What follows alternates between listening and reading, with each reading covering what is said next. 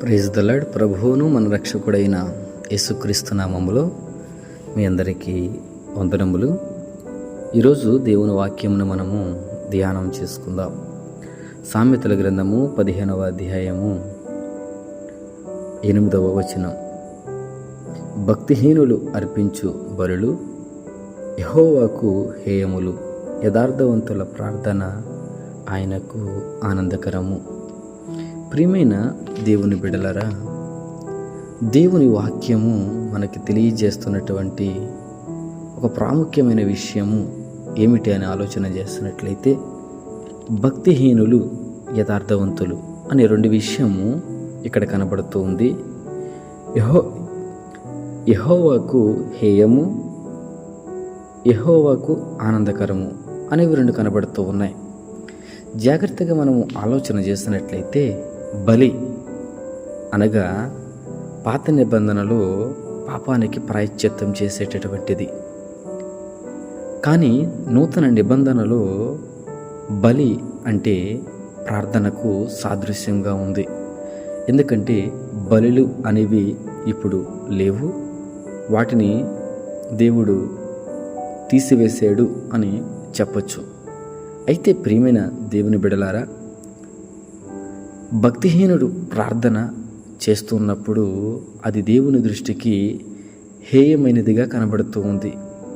ఆయనకి అది చూస్తే అసహ్యం అనిపిస్తుంది. ఎందుకంటే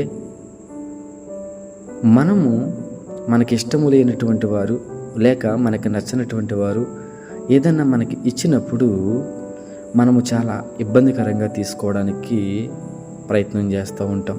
కొన్నిసార్లు వారి ముఖాన్ని మనము చూడడానికి తలంచము. అయితే దేవుడు కదండి అందరి మీద సమాన ఆలోచన కలిగి ఉండాలి కదా అని మీరు అనొచ్చు. వాస్తవమే మీరు చెప్పింది. అయితే భక్తిహీనుని కూడా బ్రతికిస్తున్నాడు. కానీ దేవుని సన్నిధికి వచ్చి నేను భక్తి గలవాడిని అని చెప్పుకుంటూ భక్తిహీనతను చూపించే వారి గురించి క్లియర్గా దేవుడు మాట్లాడుతూ ఉన్నాడు.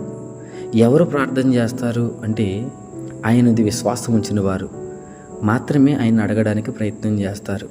కాబట్టి ప్రియమైన దేవుని బిడలారా, ఈరోజు దేవుని సన్నిధిలో ప్రార్థిస్తున్నటువంటి నీవు లేక అడుగుతున్నటువంటి నీవు ఒకవేళ భక్తిహీనతలో గాను ఉన్నావేమో, భక్తిహీనత అనే స్థితిలో కనుక ఉండినట్లయితే దేవుడు అంటున్నాడు, అమ్మా బాబు, నీ ప్రార్థన నేను అంగీకరించలేను. ఎందుకంటే దేవుడు అన్యాయస్తుడు కాదు, దేవుడు అబద్ధికుడు కాదు, దేవుడు ఇతరులను త్రోసివేసేటటువంటి వాడు కానే కాదు. కానీ పాపమును మాత్రము ఆయన ప్రేమించేటటువంటి వ్యక్తి కాదు. Praise the lord. భక్తిహీనత అంటే మనం ఇంకా పాపములో నిలవబడి ఉండడం. ఏ విధమైన పాపము పాస్టర్ గారని మీరు అడిగితే ఇప్పుడు చెప్పడానికి సమయం సరిపోదు. కానీ భక్తిహీనత అంటే వాస్తవానికి భక్తి లేనటువంటి స్థితిని కలిగి ఉండడం. చర్చికి వస్తాం కానీ ప్రార్థన ఉండదు, చర్చికి వస్తాం వాక్యం చదవడం ఉండదు, చర్చికి వస్తాం కానీ దేవునితో నడవాలనే ఆలోచన ఉండనటువంటి స్థితి. కనుక అటువంటి వ్యక్తులు ప్రార్థన చేస్తే దేవుడు అంగీకరించలేడు. కానీ కింద భాగంలో అంటున్నాడు కదా, యథార్థవంతుల ప్రార్థన నాకు ఆనందకరము.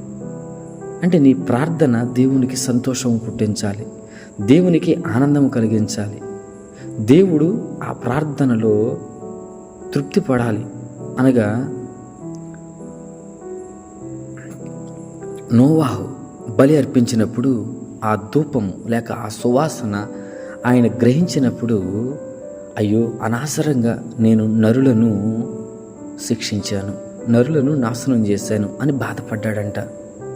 అంటే నువ్వు చేసే ప్రార్థనను బట్టి అనవసరంగా నా బిడ్డను నేను బాధ పెడుతున్నానేమో అని దేవుడు నీ యందు కనికరపడే స్థితిలోకి రావడం, లేక దేవుడు నా బిడ్డ చాలా ఎదుగుతున్నాడు, మంచి స్థితిలో నాతో నడుస్తున్నాడు అని సంతోషించడం.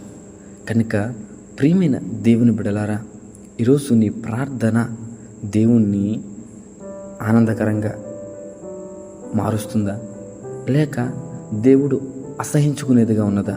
ఒకసారి మీ హృదయాలని మీరు పరిశీలన చేసుకోండి. మీ ప్రార్థన దేవుని దృష్టికి అంగీకారంగా ఉందా, లేక దేవుడు త్రోసివేసేదిగా ఉందా? దేవుడు క్లియర్గా చెప్తున్నాడు, భక్తిహీనుల బలులు నేను ఇష్టపడను, భక్తిహీనుల ప్రార్థన నేను అంగీకరించలేను. కానీ యథార్థముగా 2 నిమిషాలు చేసిన, యథార్థముగా 5 నిమిషాలు చేసిన, యథార్థముగా అరగంట చేసిన, యథార్థముగా గంట చేసిన, నేను దాన్ని ఆలకించడానికి సిద్ధంగా ఉన్నాను, దానిలో ఆనందపడడానికి సిద్ధంగా ఉన్నాను అని చెప్తున్నాడు. నువ్వు భక్తిహీనతలో ఉండి 10 గంటలు చేసిన దేవుడు సంతోషించలేడు.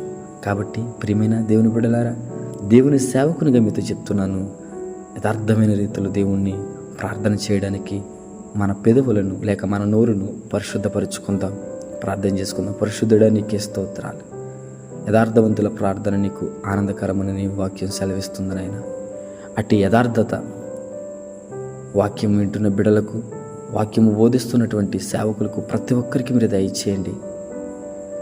ప్రతి ఒక్కరికి నీ యథార్థమైనటువంటి మనస్సు, ఆత్మ సమస్తమును అనుగ్రహించి మహిమ, ఘనత, ప్రభావములు పొందుకొనమని మా రక్షకుడును యేసుక్రీస్తు నామములో అడిగి వేడుకుంటున్నాము పరమ తండ్రి.